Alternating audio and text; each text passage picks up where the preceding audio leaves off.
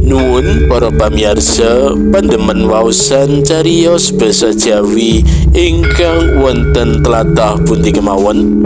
Pepanggihan malih dening kula Hadi Pamungkas ing cariyos basa Jawi. Purwakaning atur pambuka kula mugi panjenengan sedaya tansah pinayungan karahayon saking Gusti Kang Murbeng dumadi. Ing wekdal menika kula badhe ngaturaken salah setunggaling cariyos cekak anggitanipun Sunardi KS kanthi ira-irahan ngilmu kanoman. Kados pundi wosing cariyos sumangga dipun pidhangetaken.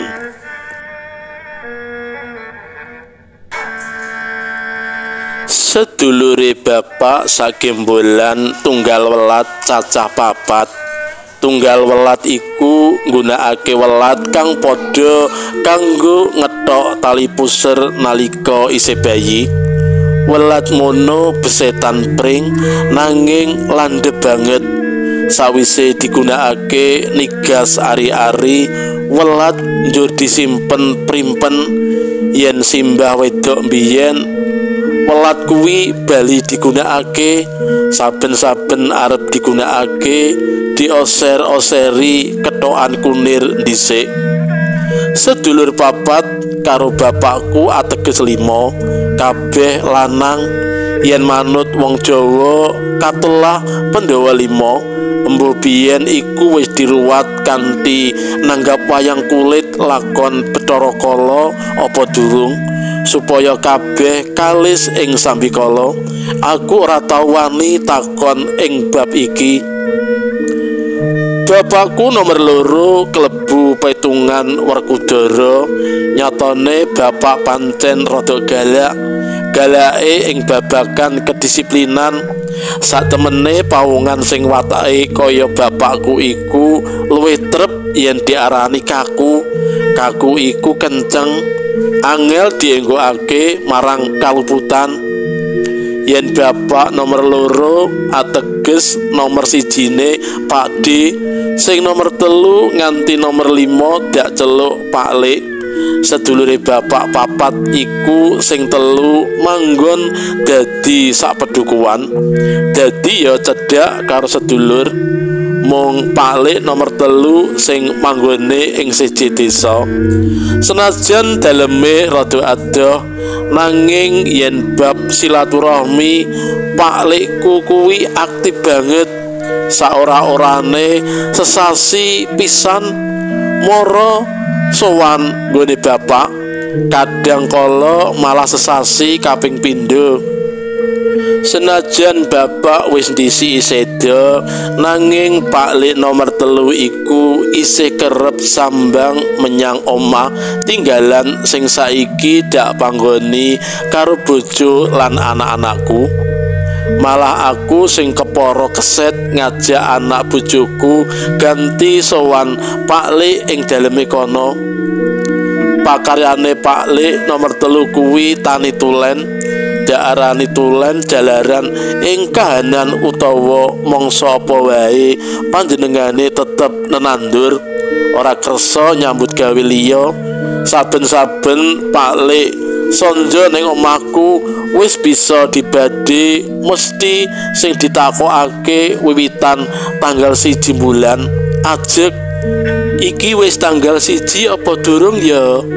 Pandangune yen aku jawab lali mesti disrengeni. Aja gampang ninggal tanggalan Jawa, aja sengaja ngelali-lali. Pak Lek saben-saben pitakon ngono iku jalaran ngiras kanggo ngitung umure tanduran. Wis pirang sasi, wis nyedhaki wanci ngunduh apa durung. Mula banget wigati tumrape Pak Lek ngerteni tanggal lan sasi Jawa mau. Nalika adikku isih sekolah SMA, krungu pitakone Pak Lek mau, langsung jawab, "Niki wulan Oktober, Pak Lek." Sanalika Pak Lek nyentak, "Hus, sing tak tokake sasi Sapar, wis tanggal apa durung?" pakulinane Pak Lik tansah pitakon bab tanggal 1 bulan iki sanalika ngelingake aku marang Mbok De Surtini yen Pak Lik kerep pitakon tanggal 1 bulan karo aku, yen Mbok De Surtini kerep goleki tanggal 1 bulan ing perengan sacedhake omahku. Mbok De Surtini iku kawentar banget pawongane, ora jalaran dadi selebriti, artis apa pawongan wigati, nanging sebab saka pakulinane sing tansah goleki tanggal 1 bulan. Saben Mbok De Surtini tumuju pereng sacedhake omah banjur tilang-tileng wis kena dibade, dheweke mesti lagi goleki jumedule tanggal 1 bulan. Dadi kena kanggo titenan yen wancine wis ganti sasi anyar. Aku kala-kala rumangsa bejo kaya-kaya Mbok De Surtini iku tansah ngelingake aku marang sasi-sasi Jawa, Suro, Sapar, Mulut lan sak piturute. Dadi ora mung ngertine penanggalan September, Oktober lan sak piturute wae. Ancase Mbok De Surtini tansah goleki tanggal 1 bulan iku jarine wong akeh merga isih puguh gondeli ngilmu Jawa sing wis kuno karan ngilmu Kanoman. Sapa-sapa pawongane sing isih percaya marang ilmu iku yen beneri tanggal 1 bulan kudu bisa ngerteni, kejaba yen lagi mendung utawa mangsa rendeng. Ngono wae Mbok De Surtini isih ngupaya strilengan goleki jumedule tanggal. Mungguhe Mbok De Surtini yen tanggal 1 bulan isih kena disekseni, kudu disekseni, ora kena ora. Tanggal 1 bulan iku ateges tanggal 6, dadi sing bisa nyekseni bakal tansah katon enom pasuryane. Mula kapitayan kang kaya mengkono mau banjur diarani ngilmu Kanoman. Mbok De Surtini rumangsa wigati kudu njaga supaya tansah katon enom. Nyatane Mbok De Surtini kaya-kaya ora tambah-tambah umure, saka panyawangku seprono-seprene ajeg semono wae. Senajan saiki wis umur luwih 70-an taun, cahyane isih katon sumringah, isih ayu, apa maneh pawakane pancen wewek, rambute arang-arang putihe, pakulitane ketara kenceng tur mrusuh. Kejaba kapitayane Mbok De Surtini marang ilmu Kanoman mau, apa isih dikanteni ngunjuk jamu apa ora ana sing ngerti, lan pancen ora ana sing butuh nelesih ngurusi pribadine liyan.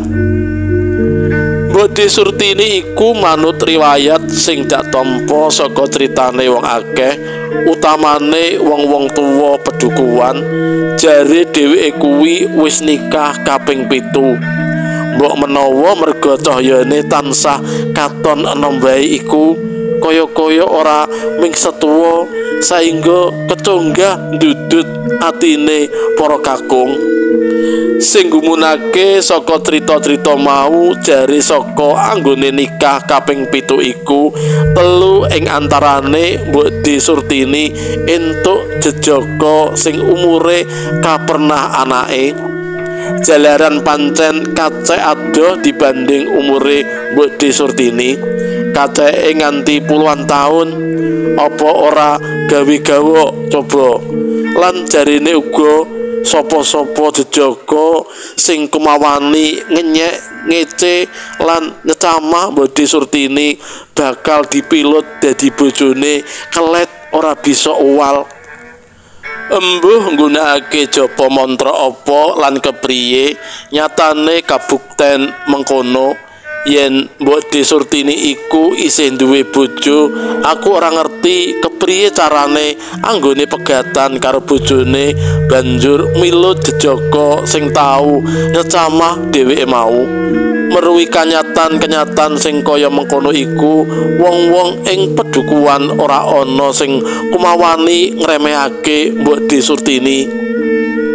Biyen nalika aku durung omah-omah, Paklikku padha ngilingake supaya aku ora nyecamah Mbok De Surtini. Jalaran yen wis kadung kapelut, oh sengara bisa uwal, dicegah sapa wae ora bakal bisa.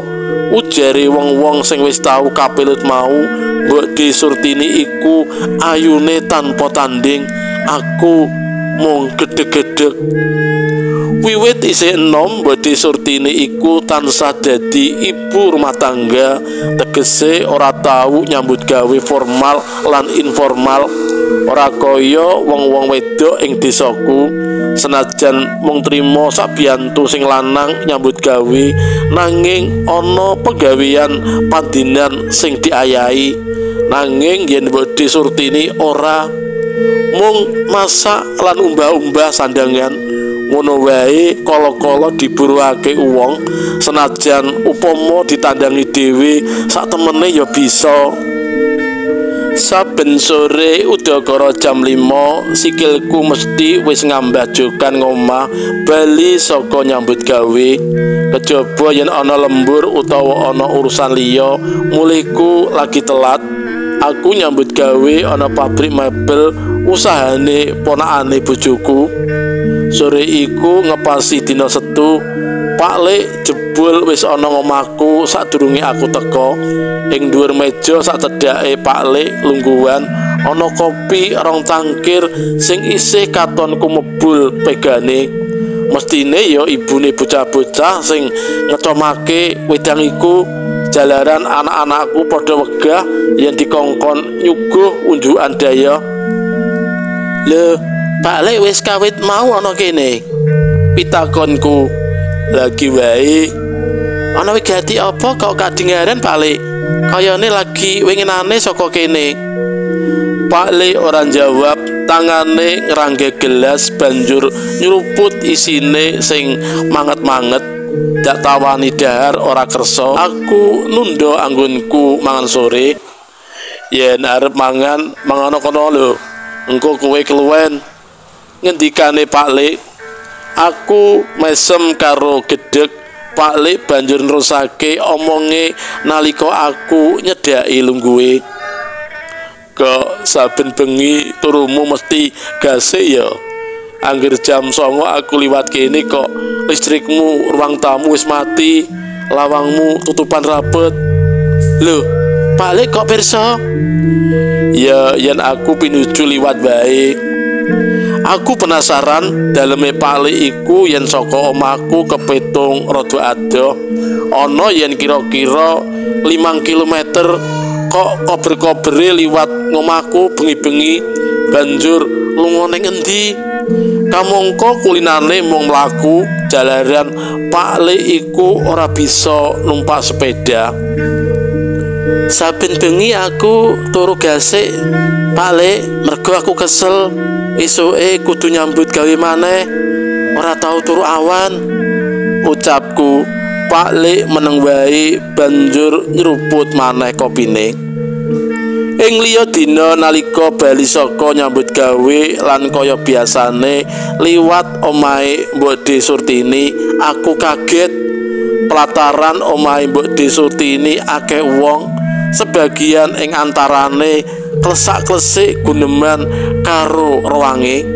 Dak sawang ana Pak RT sing gawe tansaya gumunku, kok ana bulik Santi garwane Paklik katon ing antarane wong-wong kuwi. Ana apa ya? Aku njur mudhun saka sepeda motor banjur nyedhaki wong-wong ing pelatarane Mbok De Surtini tanpa pitakon apa-apa. Kuwatir yen kleru ngomong nalika panyawangku mubeng ora nanggor bojone Mbok De Surtini. Ing ruang tamu katon ana rembug kang wigati. Lek Markona tanggoku kaget weruh tekaku. Lah iki rak ponakane Sarjan, ujare. sarjan iku jenenge Pak Lik nomor 3. Aku tansaya penasaran nanging Lik Markona ora omong apa-apa maneh.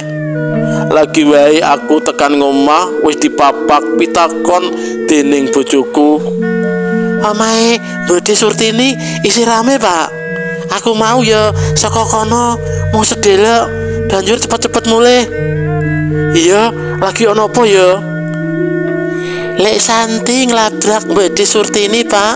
Jalaran Mbok Surtini iku jebul gendaan karo Pak Le Sarjan. Sesambungan peteng kuwi wis suwe dingerteni bule nanging diumbar wae. Bareng bule Santi arep dipegat dening Pak Le Sarjan, panjenengane lagi kebongot atine. Mbok Sartini dilarak metu saka ngomah. Kajenggang tiba banjur tangga-tangga gembruduk mara iku mau." Cudel.